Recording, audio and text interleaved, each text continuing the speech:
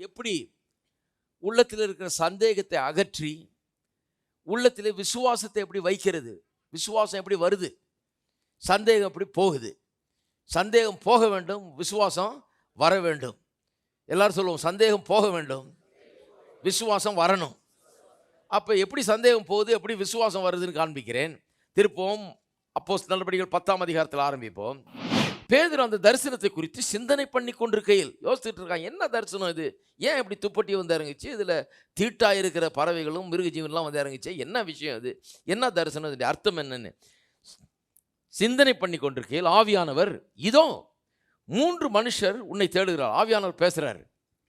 ஆவியானவர் பேசுவார்னு திரும்ப இருக்குது நினைக்கிறீங்க? ஆவியானவர் பேசுகிறார், நம்முடைய உள்ளத்தில் பேசுகிறார். இதோ 3 மனுஷர்கள் உன்னை தேடுகிறாள். கீழே அவங்க தேடிட்டு இருக்கிறாங்க, மேலே சொல்கிறாரு காத்திரு மாடியில் இருக்காள்கிட்ட, 3 மனுஷர் உன்னை தேடுகிறார்கள், நீ எழுந்து இறங்கி ஒன்றுக்கும் சந்தேகப்படாமல், எல்லாரும் சொல்லுங்க, ஒன்றுக்கும் சந்தேகப்படாமல். சந்தேகத்தை பற்றி தான் பேசிகிட்டு இருக்கோம் இல்லையா? ஒன்றுக்கும் சந்தேகப்படாமல் அவர்களுடனே கூட போ, நான் அவர்களை அனுப்பினேன் என்று அவனுக்கு சொன்னார். இதுக்கப்புறம் நடந்தது வந்து ஒரு பெரிய ஹிஸ்டரி. புறஜாதியாருக்கு முதலாக சுவிசேஷம் அறிவிக்கப்பட்டது. கதவு திறந்து விடப்படுகிறது. புறஜாதியரெல்லாம் விசுவாசிக்கும்படியாக அன்றைக்கு வாசல் திறக்கப்படுகிறது. பேதுரு வந்து ஒன்றுக்கும் சந்தேகப்படாமல் போன்னு சொன்ன உடனே, கர்த்தருடைய வார்த்தை அவனுக்கு வந்த உடனே, கர்த்தரிடத்திலிருந்து சத்தம் வந்த உடனே இவன் விசுவாசித்து சந்தேகத்தை தூக்கி எறிந்துட்டு, நூற்றுக்கணக்கான வருஷங்கள் அவனுக்கு இருந்த பாரம்பரியங்கள், கட்டுப்பாடுகள், நம்பிக்கைகள் இவையெல்லாம் தூக்கி எறிஞ்சிட்டு, நூற்றுக்கணக்கான வருஷங்களாக இருந்த மூட நம்பிக்கையெல்லாம் தூக்கி எறிஞ்சிட்டு அந்த புறஜாதியர் இடத்துல போகிறான். இப்படிதான் சந்தேகம் நீங்கி விசுவாசம் வந்தது. இருக்கீங்களா? ஏன், எப்படி விசுவாசம் வந்தது? ஒரு மனுஷன் தேவனுடைய சத்தத்தை கேட்டுவிட்டான். இது எப்படி நடக்குதுன்னு காண்பிக்கிறேன். ரோமருக்கு எழுதின நிருபம் 10ஆம் அதிகாரம் 13ஆம் வசனம். ஆதலால் கர்த்தருடைய நாமத்தை தொழுது கொள்கிற எவனும் ரட்சிக்கப்படுவான். பாருங்க, இது தமிழில் டிரான்ஸ்லேஷன் அவ்வளோ பிரமாதம் கிடையாது, ஆங்கிலத்தில் கொஞ்சம் பெட்டராக வந்திருக்கு. Whosoever shall call upon the name of the Lord shall be saved என்று வருது. Call upon the name of the Lord, கர்த்தருடைய நாமத்தை நோக்கி கூப்பிடுகிற எவனும் ரட்சிக்கப்படுகிறான் என்கிற விதத்தில் வந்திருக்குது. அப்போ கூப்பிடுறதுனா எப்படி கூப்பிடுறது? இது என்னத்தை பற்றி பேசி கொண்டிருக்குது? ரட்சிப்பு எப்படி நடக்குதுன்னு பேசுது. ஒரு மனுஷன் எப்படி விசுவாசிக்கிறான், ரட்சிப்புக்கு எப்படி ரட்சிப்பை பெற்றுக்கொள்கிறான், அதுதான் வருது.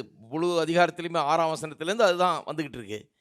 9ஆம் வசனத்தில் இப்படி சொல்லியிருக்கேன், என்னவென்றால் கர்த்தராகிய இயேசுவை நீ உன் வாயினால் அறிக்கையிட்டு தேவன் அவரை மரித்தோரிலிருந்து எழுப்பினார் என்று உன் இருதயத்தில் விசுவாசித்தால் ரட்சிக்கப்படுவாய். நீதி உண்டாக இருதயத்திலே விசுவாசிக்கப்படும், ரட்சிப்புண்டாக வாயினாலே அறிக்கை பண்ணப்படும். எப்படி ரட்சிக்கப்படுறோன்றது சொல்கிறார். இருதயத்தில் விசுவாசித்து வாயினால் அறிக்கை செய்யணுன்றார். அவரை விசுவாசிக்கிறவனவனோ அவன் வெட்கப்படுவதில்லை என்று வேதம் சொல்லுகிறது. யூதன் என்றும் கிரேக்கன் என்றும் வித்தியாசமே இல்லை, எல்லாருக்கும் கர்த்தரானவர் தம்மை தொழுது கொள்கிற யாவருக்கும் ஐஸ்வர்ய சம்பன்னராக இருக்கிறார். அப்போஸ்தலனாகிய பவுல் ரொம்ப அட்வான்ஸாக போயிட்டார். இந்த யூதர்களுடைய இதெல்லாம் மறந்துட்டு இவர் ரொம்ப அட்வான்ஸ் திங்கிங். யூதர் கிரேக்கர்லாம் அதில் கிடையாது, யார் வேண்டுமென்றாலும் விசுவாசிக்கிறவர்களுக்கு இந்த ரட்சிப்பு கிடைக்கும் அப்படிங்கிறாரு. சொல்லிட்டு அப்புறம் சொல்கிறாரு, ஆதலால் கர்த்தருடைய நாமத்தை தொழுது கொள்கிற அல்லது நோக்கி கூப்பிடுகிற எவனும் ரட்சிக்கப்படுவான். நோக்கி கூப்பிடுகிறன்னா என்ன? கர்த்தரை நோக்கி, ஆண்டவரே நீர் என்னுடைய ரட்சகராயிரும், என்னுடைய ஆண்டவராயிரும், என்னை உம்மிடத்தில் அர்ப்பணிக்கிறேன், என்னுடைய இருதயத்தை நான் திறக்கிறேன், என்னுடைய உள்ளத்தில் வாரும், நீர் என்னுடைய ரட்சகராக ஆண்டவராக என்னை ஆண்டு கொள்ளும், நான் என்னை உம்மிடத்தில் ஒப்படைக்கிறேன், அர்ப்பணிக்கிறேன் என்று ஒருத்தர் அப்படி கூப்பிட்டால், அவரை ரட்சகராக இருக்கும்படி ஆண்டவராக இருக்கும்படி அவரை நோக்கி கூப்பிட்டால் அவன் ரட்சிக்கப்படுவானாம் இல்லையா? அடுத்த வசனம் பாருங்க. சொல்லிட்டு இப்போ ஒரு காரியம் சொல்றாங்க, அவரை விசுவாசியாதவர்கள் எப்படி அவரை தொழுது கொள்வார்கள் அல்லது எப்படி அவரை நோக்கி கூப்பிடுவார்கள்? சரியான விதத்தில் சொல்ல போறான், நோக்கி கூப்பிடுகிற யாவரும் ரட்சிக்கப்படுவார்கள், ஆனால் அவரை விசுவாசியாதவர்கள் எப்படி நோக்கி? ஒரு ஆள் இயேசுவை விசுவாசித்தாதான், ஆண்டவரே நீர் என்ன ஆண்டவரா வாரும், என் ரட்சகரா வாரும், நீர் எனக்கு தெய்வமா இருந்து என்னை வழி நடத்தும், என் உள்ளத்துல வாரும் எப்ப கூப்பிடுவான்? அவரை விசுவாசிக்கும் போது தான் கூப்பிடுவான். அப்ப சொல்றாரு, யார் கூப்பிடுறாங்களோ அவங்கெல்லாம் ரட்சிக்கப்படலாம், ரட்சகராக இருக்கும்படி யார் கேட்கிறாங்களோ அவங்களாம் ரட்சிக்கப்படலாம். ஆனால் விசுவாசியாதவர்கள் எப்படி அவரை நோக்கி கூப்பிட முடியும்? அடுத்தது, அவரை குறித்து கேள்விப்படாதவர்கள் எப்படி விசுவாசிப்பார்கள்? ரொம்ப லாஜிக்கலா போறாரு. விசுவாசியாதவர்கள் எப்படி கூப்பிட முடியும்? கேள்விப்படாதவர்கள் எப்படி விசுவாசிக்க முடியும்? அடுத்தது, பிரசங்கிக்கிறவன் இல்லாவிட்டால் எப்படி கேள்விப்படுவார்கள்? அதுக்கு அடுத்தது, அனுப்பப்படாவிட்டால் எப்படி பிரசங்கிப்பார்கள்? 4 கொஸ்டின் பைபிளில் எப்பவும் கேள்வி கேட்டால் அதுக்கு பதில் சொல்லணும். பதில் சொன்னாலே விளங்கிடாது என்னன்னு. ஏன்னா அதுக்கு தான் கேள்வி கேட்குது இல்லையா? அப்போ அவர் சொல்கிறாரு, விசுவாசியாமல் எப்படி நோக்கி கூப்பிடுவார்கள் ஆண்டவரை நோக்கி? என்ன ஆண்டவராருன்னு எப்படி கூப்பிட முடியாது? கேள்விப்படாமல் எப்படி விசுவாசிப்பார்கள்? கேள்விப்பட்டால் தானே விசுவாசம் வரும். அப்புறம் தான் நோக்கி கூப்பிட முடியும். கேள்விப்படாமல் எப்படி விசுவாசிப்பார்கள்? பிரசங்கிக்கிறவன் இல்லாவிட்டால் எப்படி கேள்விப்படுவார்கள்? அனுப்பப்படாவிட்டால் எப்படி பிரசங்கிப்பார்கள்? அப்ப விசுவாசம் எப்படி வருதுன்றதை பற்றி பேசிட்டு இருக்கோம் இல்லையா? எப்படி வருது? அதுல பிரசங்கத்தின் பங்கு என்ன என்பதை கவனிக்க வேண்டும். ஒரு ஊழியக்காரன் அவன் பிரசங்கம் பண்ணுகிற தேவனுடைய வசனம், இதனுடைய பங்கு என்ன என்பதை கவனிக்க வேண்டும். அதை ரொம்ப கரெக்டாக கவனிங்க இன்னைக்கு. ஏனென்றால் இந்த காரியத்தை விளங்கி கொள்ள வேண்டும். பாருங்க, அடுத்தது வாசிக்கிறேன், அப்புறம் இதை விளக்குறேன். சமாதானத்தை கூறி நற்காரியங்களை சுவிசேஷமாக அறிவிக்கிறவர்களுடைய பாதங்கள் எவ்வளவு அழகானவைகள் என்று எழுதியிருக்கிறதே. ஆனாலும் சுவிசேஷத்துக்கு எல்லாரும் கீழ்ப்படியவில்லை. அதை குறித்து ஏசாயா, கர்த்தாவே எங்கள் மூலமாய் கேள்விப்பட்டதை விசுவாசித்தவன் யார் என்று சொல்லுகிறான். ஆதலால் விசுவாசம் கேள்வியினால் வரும், கேள்வி தேவனுடைய வசனத்தினால் வரும். எல்லாரும் சொல்லுவோம், விசுவாசம் கேள்வியினால் வரும், கேள்வி தேவனுடைய வசனத்தினாலே வரும். ஆங்கிலத்தில் எப்படி சொல்லியிருக்குது? faith cometh by hearing and hearing cometh by the word of God. நமக்கு தெரியும் faith cometh by hearing, விசுவாசம் கேள்வியினால் வரும்னு தெரியும். ஆனால் இங்கே என்னத்தை வலியுறுத்த விரும்புகிறேன், அந்த கேள்வி எங்கேருந்து வருது? கேள்விப்பட்டால் தானே விசுவாசிக்கிறதுக்கு, விசுவாசத்தை தானே நோக்கி கூப்பிடுறதுக்கு, பிரசங்கித்தா தானே கேள்விப்படுறதுக்கு. அதை தான் வரும் இங்கே. அப்போ கேள்வினால் வருது விசுவாசம். அந்த கேள்வி எங்கேருந்து வருதாம்? தேவனுடைய வசனத்திலிருந்து வருது. அப்போ அந்த தேவனுடைய வசனம் எங்கேருந்து வரும்? கேள்வி தேவனுடைய வசனத்திலிருந்து வருதான். அந்த தேவனுடைய வசனம் எங்கேருந்து வரும்? கொஞ்சம் யோசித்து பாருங்க. இப்போ பாருங்க, ஒரு ஊழியக்காரன்னா என்ன, அவனுடைய பிரசங்கம் என்ன என்கிறதுக்கு ஒரு அருமையான ஒரு எடுத்துக்காட்டு இது. ஒரு ஊழியக்காரன் மூலமாக தேவனுடைய வசனம் பிரசங்கிக்கப்படுகிறது. ரொம்ப முக்கியம். பாருங்க, எல்லாரும் ஊழியக்காரர்கள் ஆகிட முடியாது. எல்லாரும் ஊழியம் செய்யலாம். நீங்கள் எல்லாரும் போய் வசனத்தை போதிக்கலாம். எல்லாரும் போய் ஒரு மீட்டிங் நடத்தி பைபிள் எடுத்து சில வசனங்களை வாசித்து சிலருக்கு அதை பற்றி சொல்லி சத்தியத்தை அறிவிக்கலாம், கூட்டம் வைக்கலாம், உங்கள் வீட்டில் ப்ரேயர் மீட்டிங் நடத்தலாம், அநேகருக்கு சில சத்தியங்கள் எடுத்து சொல்லலாம். ஆனால் இங்கே சொல்லியிருக்கிற பிரசங்கியாருங்கிறவர் அனுப்பப்பட்ட பிரசங்கியார். அனுப்பப்பட்டவர்னா கடவுளை அவளை சூஸ் பண்ணி அவர் அனுப்புகிறார். அப்படிப்பட்ட ஒரு பிரசங்கியார். இயேசு பரமேறின போது எபேசியர் 4:11 சொல்லுகிறது, என்ன பண்ணாராம்? வரங்களை கொடுத்தாராம், ஊழிய வரங்களை. அப்போஸ்தலர்கள், தீர்க்கதரிசிகள், சுவிசேஷர்கள், மெய்ப்பர்கள், போதகர்கள் என்று 5 விதமான ஊழிய வரங்களை கொடுத்திருக்கிறார். எல்லாருமே போதிக்கலான்னு சொன்னால் அப்புறம் இவங்க போதகிறதுக்கு, அப்புறம் மெய்ப்பறதுக்கு, அப்போஸ்தலருக்கு, தீர்க்கதரிசி எதுக்கு? நாங்களே பார்த்துக்கிறேயா, நானே பைபிள் எடுத்து நானே டீச் பண்ணிவேனாக்கும், நானே எனக்கு கூட தான் தெரியும், நீங்கள் பண்ணுறதை நானே பண்ணிக்குவேன்னா அப்போ ஒரு போதகர் எதற்கு? ஹலோ, போதகர் எதற்குனா, போதகர் விசேஷமாக அனுப்பப்பட்டு தேவனால் தெரிந்து கொள்ளப்பட்டு அனுப்பப்பட்ட ஒரு மனுஷன். ஆகவே அந்த அனுப்பப்படுதலே, அந்த அழைப்பிலே அதற்கேற்ற ஒரு அபிஷேகமும் அவருக்கு கொடுக்கப்படுகிறது. விசேஷமான விதத்திலே ஜனங்களுக்குள்ளே விசுவாசத்தை உண்டு பண்ணுகிற விதத்தில் பேசுவதற்காக ஒரு அபிஷேகம் அந்த மனுஷனோடு கூடயே வருகிறது. அப்போ அந்த மனுஷன் பேசும்போது அவன் தெரிந்து கொள்ளப்பட்ட மனுஷனாக, தேவனால் அனுப்பப்பட்ட மனுஷனாக இருப்பான் என்றால், தேவனுடைய கரம் அவன் பேரில் இருந்து அவனுக்கு அந்த ஊழிய வரம் கொடுக்கப்பட்டிருக்கும் என்றால், அவன் போதகராகவோ மெய்ப்பராகவோ தீர்க்கதரிசியாகவோ அல்லது அப்போஸ்தலராகவோ அப்படி இருப்பான் என்று சொன்னால், அனுப்பப்பட்ட ஒருவனாக இருந்து அந்த ஸ்தானத்திலிருந்து பிரசங்கிக்கிறான்னா, ஒரு சாதாரண வீட்டில் பைபிள் ஸ்டடி எடுத்துருக்கிற ஆளை விட வித்தியாசமாக இருக்குது. இது யாருன்னா, அவனுக்கு போதிக்கிற ஆள். இவர்கிட்ட கேட்டு தான் அவனுக்கு அறிவு வந்திருக்குது, இவன்கிட்ட கேட்டு தான் அவனுக்கு சத்தியம் கிடைச்சிருக்குது. அப்பேற்பட்ட ஒரு ஆள் இவர். யாரு இவர்? அனுப்பப்பட்டவர், தேவனால் தெரிந்து கொள்ளப்பட்டவர். அதனால் ஒரு அபிஷேகம் கூட வருது. இந்த அபிஷேகம் என்ன பண்ணுகிறது? இந்த அபிஷேகம் இவர் பேசும்போது, கவனிச்சிட்டு இருக்கீங்களா? இன்னைக்கு கொஞ்சம் சீரியஸ் பிரசங்கம். இவர் பேசும்போது கடவுளே அவர் மூலமாக பேசுகிறது போல ஒரு எஃபெக்ட் உண்டாகிறது. இவர் பேசும்போது கடவுளே இவருடைய வார்த்தையை கொண்டு ஜனங்களுடைய உள்ளத்தை தொடுகிறார். அவரே அவர்களுக்கு பேசுகிறது போல ஒரு எஃபெக்ட் உண்டாகிறது, ஒரு தாக்கம் அங்கே உண்டாகிறது. அதுதான் அந்த அபிஷேகத்தினுடைய வேலை. அந்த அபிஷேகம் என்ன பண்ணுகிறது? அந்த மனுஷன் என்ன பேசுகிறாரு, அவருடைய வாய், அவருடைய சத்தம், ஆனால் ஜனங்க கேட்கும்போது கர்த்தருடைய சத்தத்தையே கேட்குறாங்க. கர்த்தருடைய வார்த்தையை எடுத்து தான் அவர் போதிக்கிறாரு. கர்த்தருடைய வார்த்தையில் என்ன சொல்லுதோ அதை தான் விளக்கிட்டு இருக்கிறாரு, அதை தான் போதித்துட்டு இருக்கிறாரு. ஆனால் ஜனங்க அதை கேட்கும்போது இவர் சொல்கிற போதனையாக கேட்கல, கர்த்தர் அவர்கள்ட்ட ஏதோ ஒன்று சொல்லி கொண்டிருக்கிறார். கஷ்டப்பட்டு வந்துக்கிட்டு இருக்கிறவங்க, நோயாளிகள்கிட்ட கர்த்தர் சொல்லி கொண்டிருக்கிறார். அவருடைய தழும்புகளாலே நீங்கள் குணமானீர்கள் என்று சொல்லி கொண்டிருக்கிறார். கஷ்டத்தில் வந்திருக்கிறவர்களுக்கு, பண பிரச்சனையில் வந்துட்டு இருக்கிறவர்களுக்கு, குறைவில் தாழ்ச்சியில் வந்துட்டு இருக்கிற கர்த்தர் சொல்கிறாரு, உன்னுடைய தேவைகள் எல்லாம் அவருடைய மகிமையின் ஐஸ்வர்யத்தின்படி சந்திக்கப்படும் என்று. அது பைபிளில் இருக்குது, நீங்கள் வாசிச்சிருக்கிறீங்க, படிச்சிருக்கிறீங்க, மனப்பாடம் பண்ணியிருக்கீங்க, எல்லாம் பண்ணியிருக்கீங்க. ஆனால் அபிஷேகம் பண்ணப்பட்டு அழைக்கப்பட்ட ஒரு மனுஷன் பேசும்போது அன்னைக்கு கர்த்தரே உங்களுக்கு பர்சனலாக வந்து உங்கள் இருதயத்தை தட்டி சொன்னது போல் ஆகிறது. அந்த ஒரு தாக்கம் உண்டாகிறது. அது உண்டாகும் போது ஒரு மனுஷன் மாற்றப்படுகிறான். ஏன்னா கர்த்தர் சொல்லிட்டார் அப்படிங்கிற ஒரு இது உண்டாகிறது. எனக்கு ஞாபகம் இருக்குது, 1975, 76, 77, 78 அந்த வருஷங்களில் நான் இப்படிலாம் சத்தியம்லாம் கேட்க ஆரம்பித்தேன்.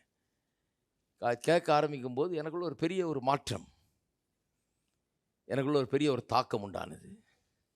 ஒரு மீட்டிங்கில் உட்காந்துட்டு இருந்தேன் பாருங்கள், அவர் பிரசங்கம் பண்ணுகிறார். நான் இன்றைக்கு போதிக்கிற சத்தியம் போல் அன்றைக்கி பிரசங்கம் பண்ணிருக்கேன். அங்கே கற்றுக்கிட்டு தான் அப்புறம் நான் ஆரம்பித்தேன். அவர் பிரசங்கம் பண்ணும்போது எனக்குள்ளே கர்த்தரே சொல்கிறது போல் இருக்குது, இனி உனக்கு ஒரு நன்மையும் குறைவுபடாது, உன் வாழ்நாளில் ஒரு நன்மையும் குறைவுபடாது. நன்மை குறைவுபடாதுன்னு நான் சங்கீதம் படிச்சிருக்கிறேன். சிங்கக்குட்டிகள் தாழ்ச்சி அடைந்து பட்டினி கிடக்கும், கர்த்தரை தேடுகிறவர்களுக்கு ஒரு நன்மையும் குறைவுபடாது, கர்த்தருக்கு பயப்படுகிறவர்களுக்கு ஒரு நன்மையும் குறைவுபடாதுலாம் எழுதியிருக்குது, எல்லாம் படிச்சிருக்கிறேன் நான். ஏழை கூப்பிட்டான், கர்த்தர் கேட்டார், அவனை எல்லா இடுக்கண்ணிலேருந்து ரட்சித்தார். இதெல்லாம் படிச்சிருக்கிறேன், மனப்பாடமாக ஒப்பிச்சிருக்கிறேன். எங்கள் வீட்டில் டெய்லி ஒரு வசனம் படிக்கணும், ஒப்பிக்கணும். அப்புறம் ஞாயிற்றுக்கிழமை ஒரு சங்கீதம் ஒப்பிச்சாகணும். அதனால் சங்கீதங்கள்லாம் அப்படியே மனப்பாடமாக படித்து ஒப்பிச்சு எல்லாம் பண்ணியிருக்கேன். அது நல்லது தான். ஆனால் இப்போ வித்தியாசம். இப்போ ஒரு ஆள் பிரசங்கம் பண்ணுறாரு, இதை எடுத்து பிரசங்கம் பண்ணும்போது இந்த ஆள் யார்? அனுப்பப்பட்ட ஒரு மனுஷன், அபிஷேகம் பண்ணப்பட்ட ஒரு மனுஷன். இவர் கொஞ்சம் வித்தியாசமாக இருக்குது. இவர் வந்து சாதாரணமாக நான் பைபிள் படித்தது மாதிரி இல்லை. இப்போ நான் படித்தது வேறு, இவர் வாசிக்கிறாரு. வாசிக்கும் போதே நமக்கு கடவுள் பேசுகிற மாதிரி இருக்குது அவர் வாசிக்கும் போது. ஏன்னா அவர் மூலமாக கடவுள் வேலை செஞ்சுக்கிட்டு இருக்கிறாரு. இது கொஞ்சம் வித்தியாசம். நானும் பைபிளை படிச்சிருக்கேன், ஆனால் அவர் படிக்கும்போது வித்தியாசமாக இருக்குது. இவர் நம்ம படிக்கிற மாதிரி படிக்கலையே அப்படின்னு. ஏன்னா அவர் படிக்கும்போதே நமக்கு அல்லேலூயான்னு கத்தலாமான்னு இருக்குது. அந்த அளவுக்கு ஒரு வெளிப்பாடு உண்டாகுது, வெளிச்சம் உண்டாகுது, என்னமோ ஒன்று நடக்குது. அவர் பேசும்போது உள்ளத்தில் என்னமோ நடக்குது. எனக்கு ஞாபகம் இருக்குது, அப்படிப்பட்ட ஒரு மீட்டிங்கில் உட்காந்துட்டு இருந்தேன். நான் எதிர்காலத்தை குறித்து நான் எப்படி இருக்க போகிறனோ என்னமோ, ஊழியத்துக்குன்னு வந்துட்டோமே, ஊழியக்காரில் பார்த்தாலே எனக்கு பயம். அந்த காலத்தில் ஆண்டவரே இந்த மாதிரி ஆகிடக்கூடாது, நான் இதை தான் யோசிச்சுட்டு இருப்பேன், இதை தான் ஜெபம் பண்ணிகிட்டு இருப்பேன்.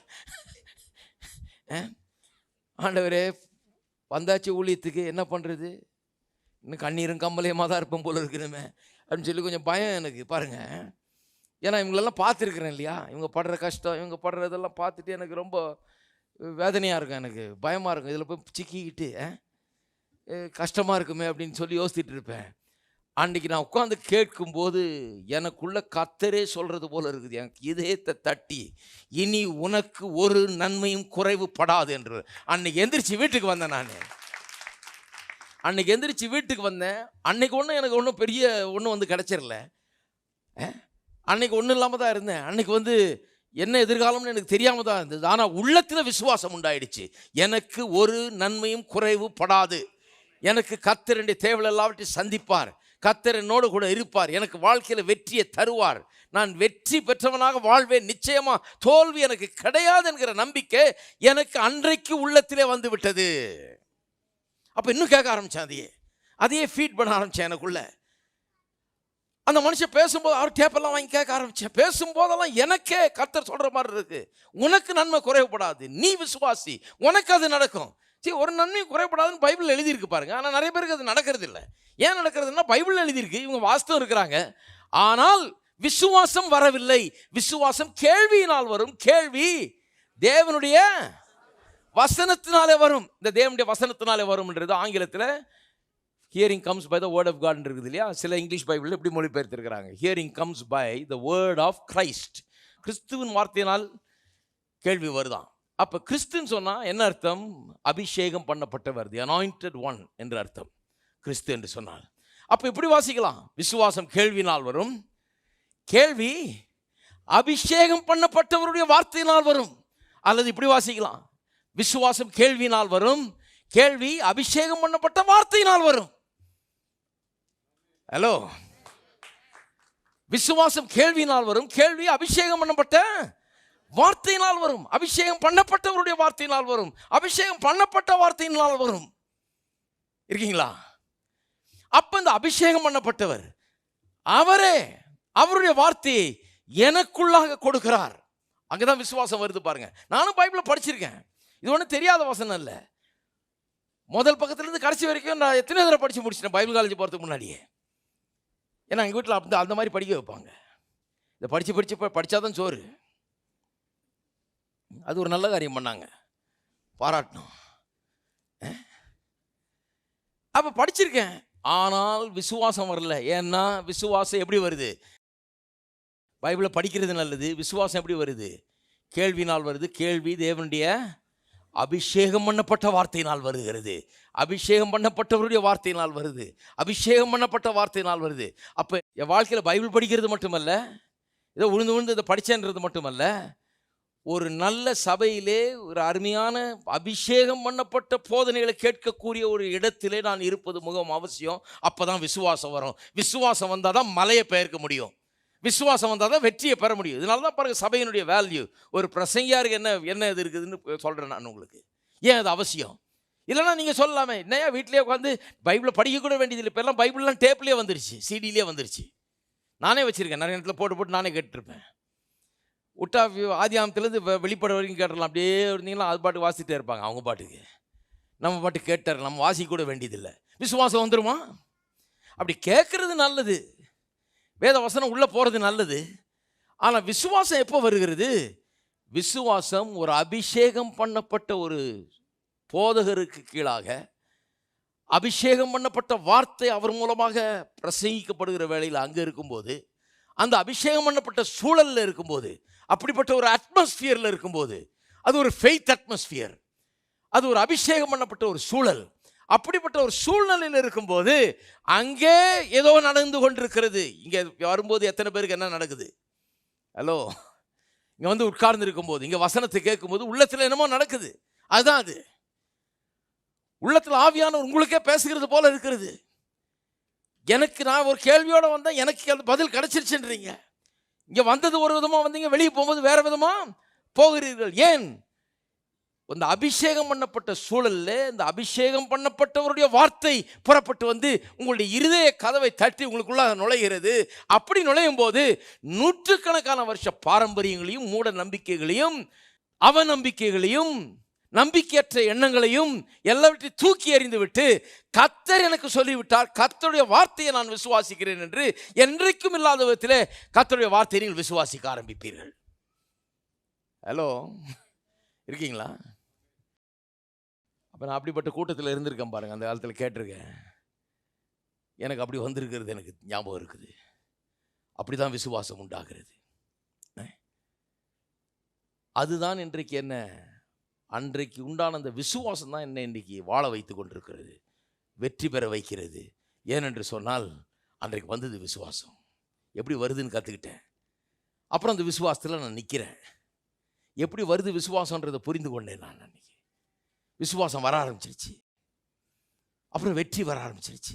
விசுவாசம் வர வர, விசுவாசம் அதிகரிக்க அதிகரிக்க, விசுவாசத்தினால் நிரம்ப நிரம்ப நான் கண்டது என்ன, மலைகளெல்லாம் ஒன்றும் இல்லாமல் ஆக்கிடலாம். அப்புறம் எனக்கு தெரிஞ்சிச்சு, மலையெல்லாம் ஒன்றும் கிடையாது. மலையை பார்த்து நான் பயப்பட போகிறதில்ல. விசுவாசத்தை எப்படி உள்ளே வைக்கிறதுன்றது தான் எனக்கு முக்கியமான வேலை. விசுவாசத்தை உள்ளே வச்சா மலையெல்லாம் தூக்கி எறிஞ்சிட்டு போய்கிட்டே இருக்கலாம். எந்த மலையை பார்த்து போன்னு சொன்னாலும் அது போயிடும். ஏனென்றால் விசுவாசம் உள்ளே இருந்தால் மலையெல்லாம் ஒன்றுமே கிடையாது. அப்போ எது வரலனாலும் பரவாயில்ல, விசுவாசம் உள்ளே வந்துருச்சா நம்ம எல்லாத்தையும் தேடுறோம். அவர் செய்வாரா உதவி, இவர் செய்வாரா உதவி, இவங்க சகாயம் பண்ணுவாங்களா, நல்ல ஒரு கான்டாக்ட் கிடைக்குமா, நல்ல ஒரு கனெக்ஷன் கிடைக்குமா. என்கிட்ட ஒருத்தர் கேட்குறாரு, உங்களுக்கு எவ்வளோ பேர் தெரியுங்கயா, ஒரு நல்ல கனெக்ஷன் ஒன்று எனக்கு ஒன்று போட்டு கொடுங்களேன்னாரு. நான் சொன்னேன், வா ஒரு ரூம் தரேன், கதவை சாத்திக்காங்க, பைபிள் தர்றேன், டேப்பெல்லாம் தர்றேன், இதெல்லாம் எடுத்துகிட்டு உள்ளே போ, இது வழங்குற வரைக்கும் வெளியே வராது. அதான் நான் கொடுக்குற கனெக்ஷன் உனக்கு. இந்த கனெக்ஷன் உன்னை வான அளவுக்கு உயர்த்திவிடும். எந்த கனெக்ஷன் தேவை உங்களுக்கு? நான் சொல்லுகிறேன், இந்த விசுவாச கனெக்ஷன் வந்துருச்சுன்னா உங்களுடைய வாழ்க்கையில் எல்லா தேவைகளும் சந்திக்கப்படும். ஒரு பிரச்சனையும் ஒரு பொருட்டல்ல. வாழ்க்கையின் பிரச்சனைகள் எல்லாம் ஒன்றுமல்ல. உள்ளத்தில் விசுவாசம் வருதான்னு கவனிங்க. அவரையும் இவரையும் பார்த்துட்டு இருக்காதீங்க, அதையும் இதையும் நோக்கி பார்த்து கொண்டு இருக்காதீங்க. சங்கீதம் 34 அதில் சொல்லி இருக்குது, அவரை நோக்கி பார்த்து பிரகாசம் அடைந்தார்கள். நீங்கள் யாரை நோக்கி பார்த்துட்டு இருக்கீங்க? யாரோ நோக்கி பார்த்து இருள் அடைஞ்சிட்டு இருக்கிறாங்க ஜனங்க. எங்கள் மாமா செய்வார் நோக்கி பார்த்து அது மூஞ்சியே வாடி போச்சு அப்படியே. நாங்கள் ரொம்ப எதிர்பார்த்தேங்க அவரை தான். அவர் ஒரு லேண்டு வித்தார் பாருங்க, 50 லட்சம் கிடச்சிது. எனக்கு ஒரு 5 லட்சமாவது தருவார்னு பார்த்தேன். தருவேன்லாம் சொன்னாருங்க. அதே இதாக இருந்துட்டேன் நான். அதுலேயே 1 வருஷம் போச்சு, மூஞ்செல்லாம் தொங்கி போச்சு. அதுதான் சொல்லியிருக்குது, அவரை நோக்கி பார்த்து பிரகாசம் அடைந்தார்கள். கர்த்தரை நீங்கள் நோக்கி பாருங்கள், முகம் வெளிச்சத்தின் மேல் வெளிச்சம் வந்துக்கிட்டு இருக்கும், கலையின் மேல் கலை வந்துட்டு இருக்கும், சந்தோஷத்தின் மேல் சந்தோஷம் வந்துட்டு இருக்கும், முன்னேற்றத்தின் மேல் முன்னேற்றம் வரும், வெற்றியின் மேல் வெற்றி வரும். அவரை நோக்கி பார்த்து பிரகாசம் அடைந்தார்கள். அவரை நோக்கி பார்த்தவர்கள் வெட்கம் அடைவதில்லை. நான் அவரை நோக்கி பார்த்து பிரகாசம் அடைந்தேன். அவர் உங்களோட பேசி கொண்டிருக்கிறார். இன்றைக்கு சொல்லப்படுகிற காரியங்கள் அவரே உங்களுடைய இருதயத்தில் பேசுகிற வார்த்தைகள். அது அப்படி வந்து உரைக்கும் உங்களுக்கு, அப்படி வந்து படும் உங்களுக்கு. நான் பேசுகிற மாதிரி தான் தெரியும், ஆனால் திடீர்னு பார்த்தீங்கன்னா அவர் பேசுகிற மாதிரி இருக்கும். அப்போ தான் விசுவாசம் வருகிறது. அதில் தான் விசுவாசம் வருகிறது.